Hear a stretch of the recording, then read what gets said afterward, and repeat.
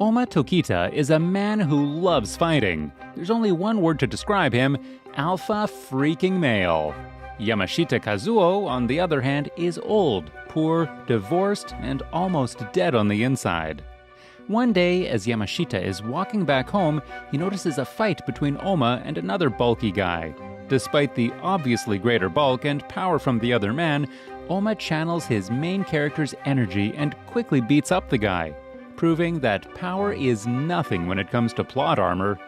Yamashita watches all this in horror, and for the first time in years, Ohma's aura itself fills the old man with excitement and adrenaline. Until, well, Ohma notices him. The man thinks that Yamashita is going to challenge him for a fight, but just look at the poor guy. There's no way. Yamashita cowers as he watches the fighter leave. Now, it had been years since Yamashita had ever felt this way, this excitement. Everything is so new and so different for him. A man who, even in the prime of his life, never drank, gambled, or fooled around with women, rushes to a local gentleman's club and sleeps with a random chick, all by the excitement he received from Ohma's aura. Despite all that, this just lasts Yamashita for a day, and the next day he is back at his beta male ways. At his office, he is being scolded by his boss for some reason that he doesn't even know, but he sucks it up. But that's just what he's good at. Just then, they are interrupted by the boss's boss, who takes Yamashita to another office. The old man's life will never be the same again. At the office, Yamashita is confronted by the CEO of the whole establishment, Nogi Hideki. Yes, it does seem weird now, and yes, it gets weirder as anime plots go. Nogi starts explaining about conflict resolution and how business is really done in the world of businessmen. Turns out, the whole civilized fiasco is only for show. Every form of business deal is carried out by fights. Yes, fights. Business corporations from all over the world have their own fighters. Each fight gives the winning company the right to steal a deal from the losing company or make them do whatever they want. Yamashita is confused. Why was he being told all of these things?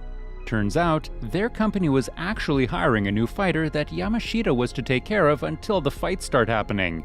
You can call it the height of coincidence, or the literal plot of the anime, but the fighter that the company hires turns out to be Ohma.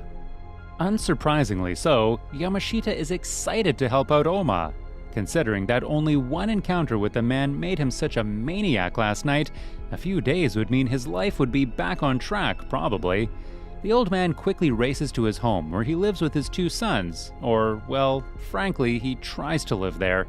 His wife has already left him 10 years ago for a reason he never knew. His older son has locked himself inside his room for like 2 years now, and the father and son haven't even seen each other's face since, and finally, his younger son is somewhere partying every day with his trash friends. Yamashita is a stranger in his own home, and this new opportunity has given him a way out.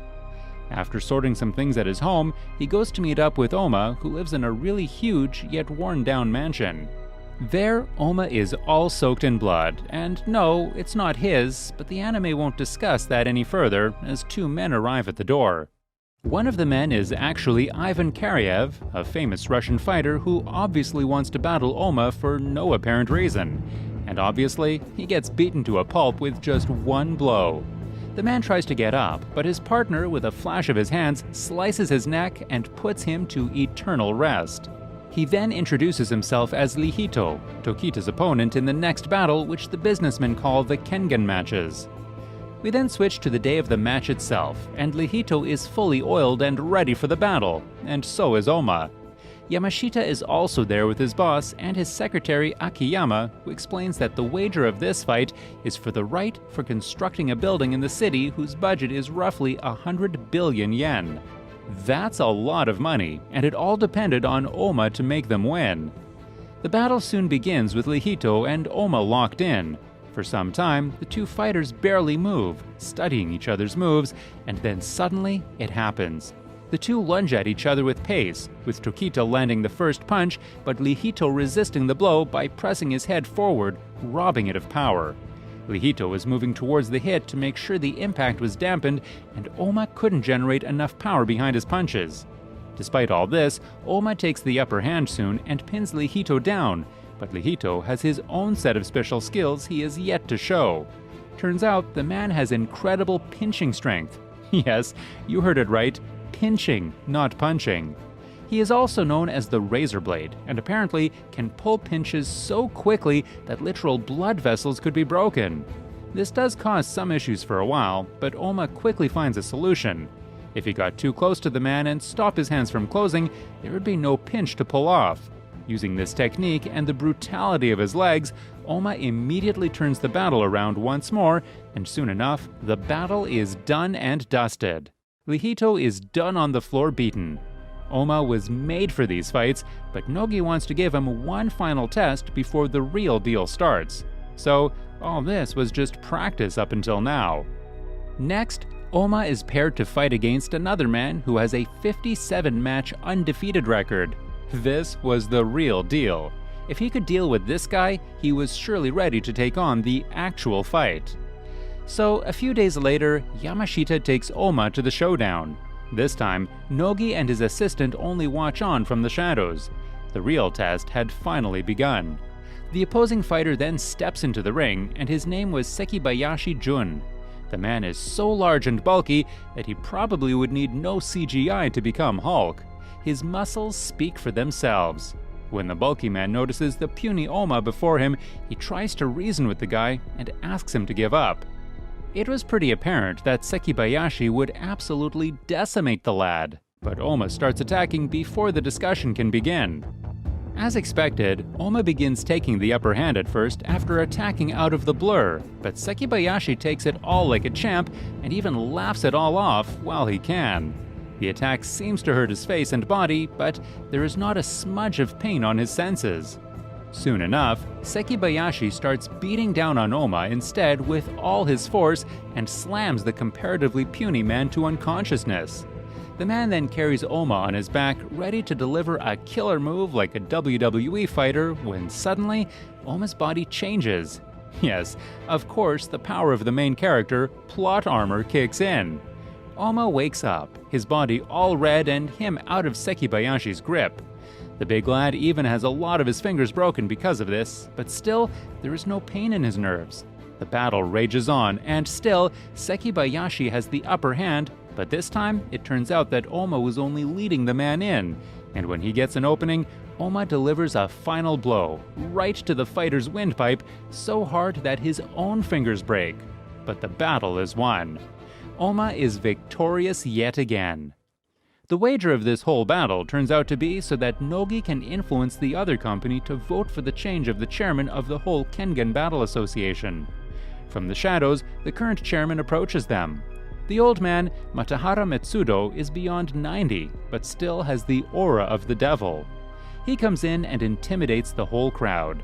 The man also has the best fighter working for him apparently, so he is not a force to be messed with. No one had messed with him either up until now when the final vote was turned and the re-election of the chairman is announced.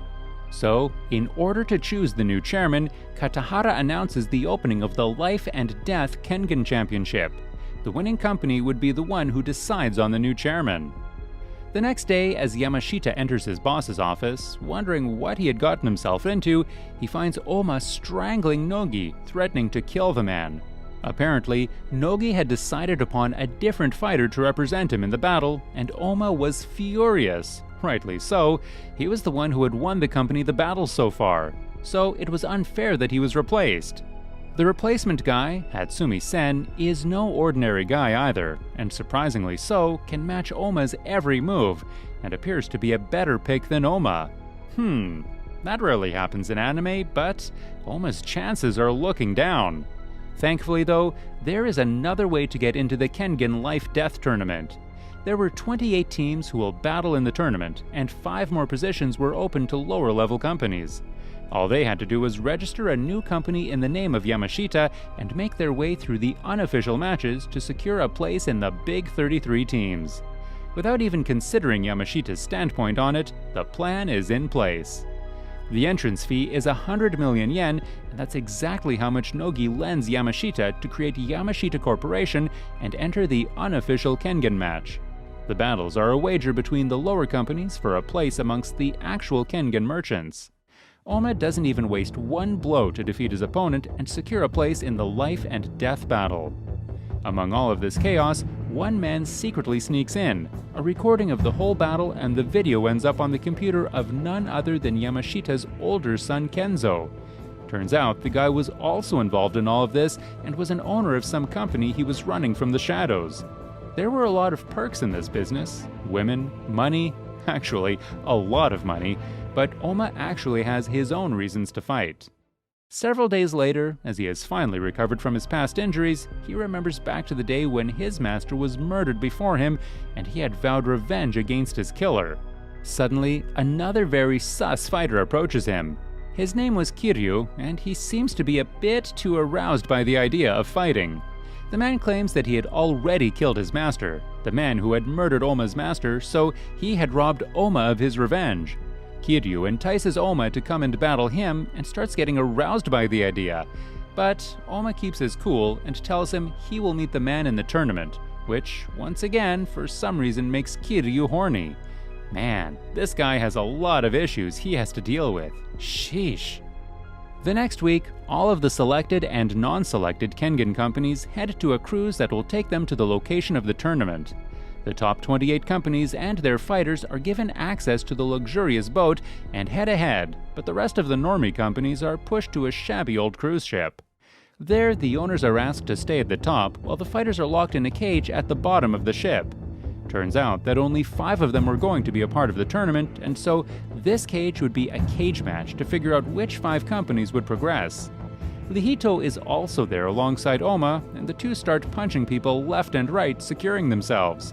A lot of the fighters are mediocre and pose no threat to them, but there is one guy who seems to be a pro when it comes to fighting, and the guy's name is Jerry Tyson, who apparently was proficient in Chinese martial arts.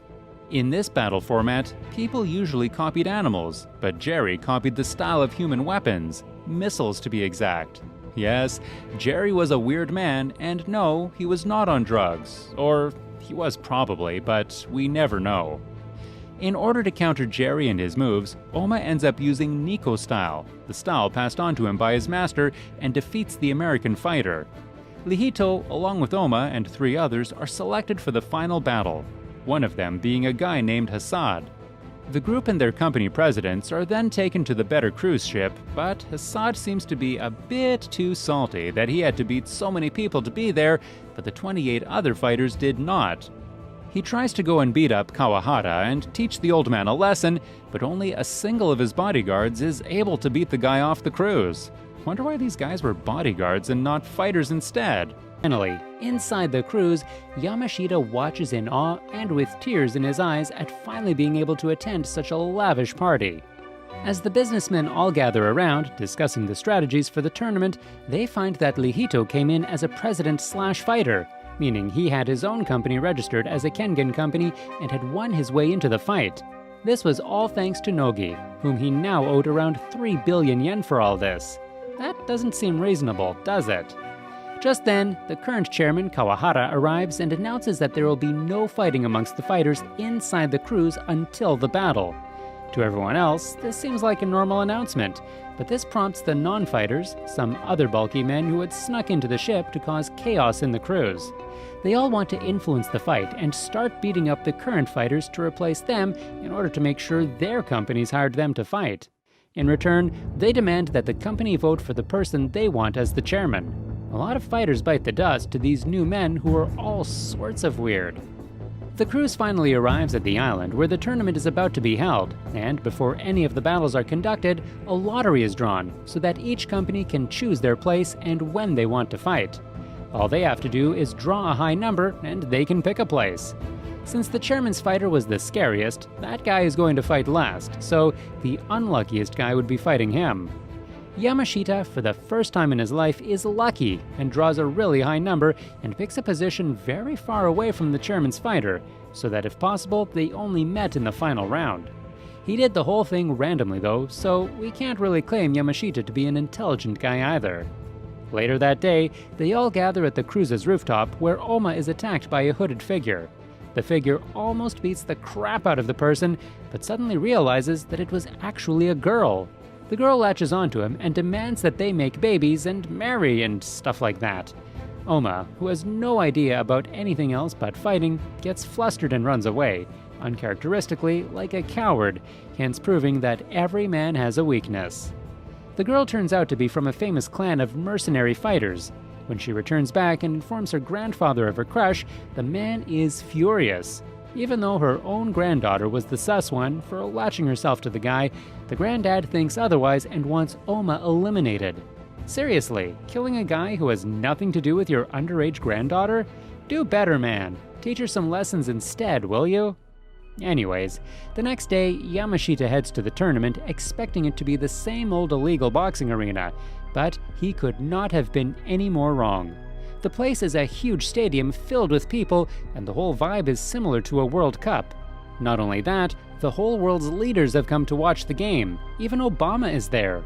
Kengan battles seem to have a deeper root than any other sport in the world. The first match is going to be held between Nishihonji Enterprises and a non-copyright version of Bob's Burgers called Boss Burgers. The owner of Boss Burgers, who is a clown, literally, has hired one of the best fighters in America named Adam Dudley. The guy has won so many matches with just one hit that it felt he had no one left to beat, until he discovered the Kengan games, and here too, the man had won 21 matches straight. For Nishihonji Enterprises, a young jiu-jitsu master named Imai Cosmo, also known as the King of Stranglers, is sent for battle. After a hot anime lady announces the two fighters, the battle begins. Cosmo immediately takes advantage of his own small stature and barrages Adam with tons of attacks left and right, and it looks like he is winning, but he is not.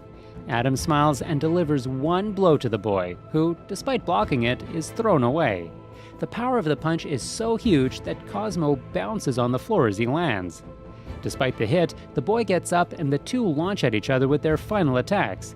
Even with his speed, Cosmo cannot land the blow and instead takes the full force of Adam's punch to his face. Adam picks him up again and lands another incredibly powerful blow. Once he is back on the ground, he continues hitting him in the head. The referee then interferes and stops the match. Adam tries to argue, but realizes he is mildly hallucinating. Adam then sees himself unconscious in a triangle choke. The whole time, Adam was actually dreaming. He had already lost. Nishihonji Enterprises are declared the first winner. The next match is between Nintendo and Wakasa Life Insurance.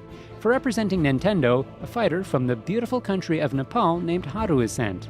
The man was an incredibly powerful guy and had a really great physique earlier, but once he started to work for Nintendo in Japan, he had gone fat and bulky and his soul had corrupted. For Wakasa Insurance Company, an ex-cop named Okoye comes to the battlefield. The man is being aided by his assistant Shunka, who analyzes every bit of the opponent's moves and sends him a report. The battle begins, and Okoye's fitness plays a great impact on his earlier dominance, and Haru cannot seem to land even a single blow on the man.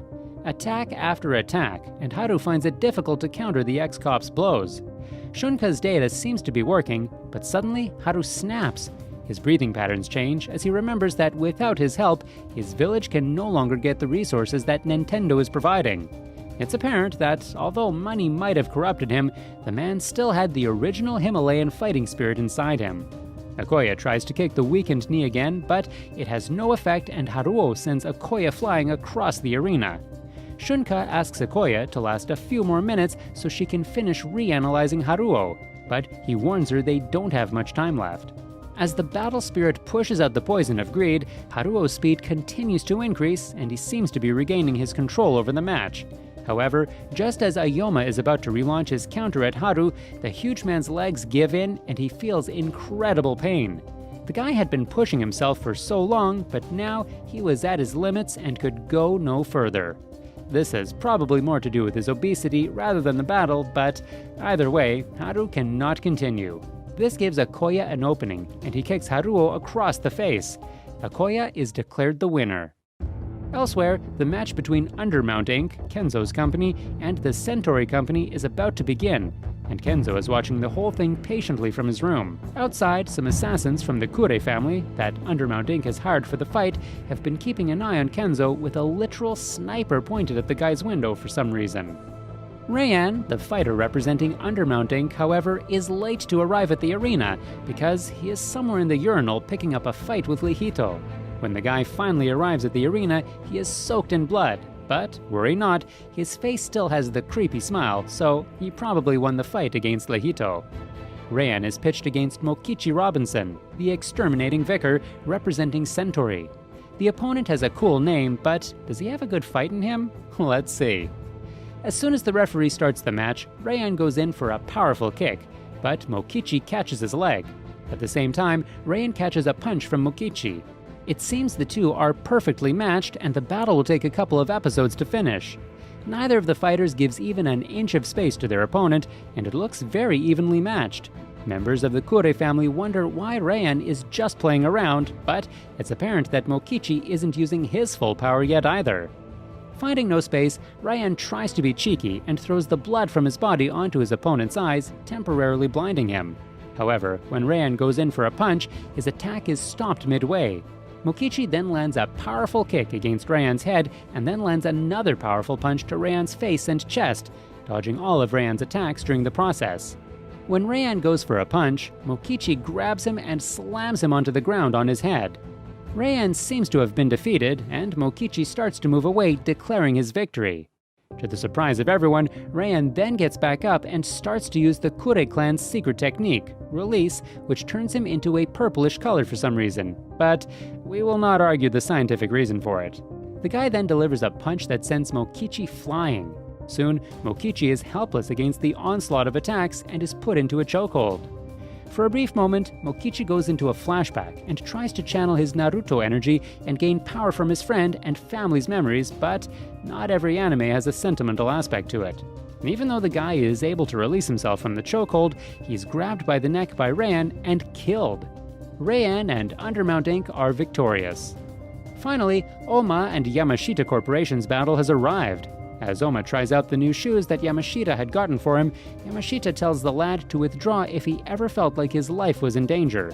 Ohma, however, is confident that he will win and asks for meat as his victory meal before leaving. Yamashita Corporation is actually pitted against Panasonic, and before the match, the owner of Panasonic meets up with Yamashita and asks for a little side bet on the match as well.